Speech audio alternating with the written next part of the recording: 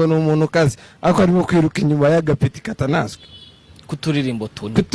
tune harimo niko kazamufasha kumugarura mu bantu urava kwa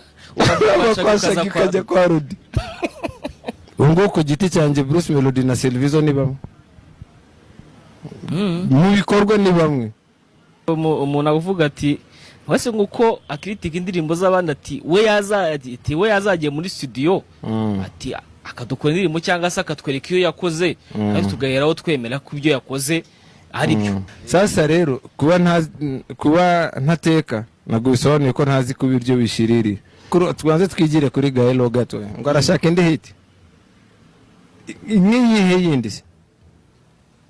nk'iyi nayo uretse na 155 nk'iyi yindi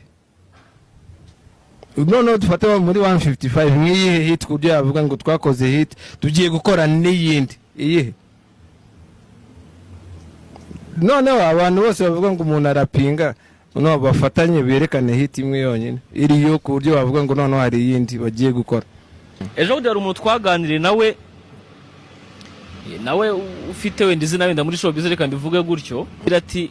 ikiganiro na DJ Adams mwakoranye ni cyiza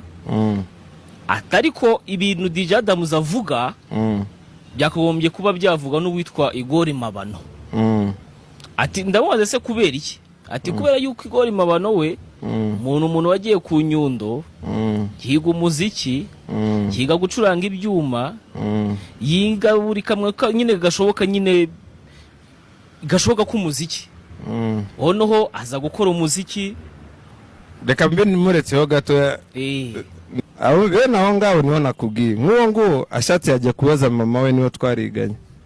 kwera ko Mabano arimo kuvuga iryo shuri rya Nyundo byo ubwajyo rijya kubaho abarikoze nawe ubwabo baje hari ahantu twicaye barambaza ngo nibiki bikenewe kugira ngo byigwe hano murano kuri rino shuri rya Nyundo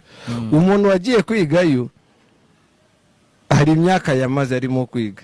so kuba yarasoje ku bitekerezo yahawe n'undi muntu none watanze ibyo bitekerezo so je ni nkubwira ngo umuziki nkubwira wo ngurimo kumbwira muri 2025 n'undi nugo nagenda nkamara imyaka 10 njyamye nsinziriye ndi muri koma nagaruka n'undi ngasanga baracyashishura Roda arasabwa ibintu bibiri asabwa gushishura cyane kurusha ele urumva cyangwa akora ibintu byiza cyane kurusha abandi ikintu asabwa ni byasabwa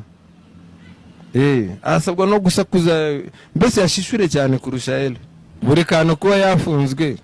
kuba yarafunzwe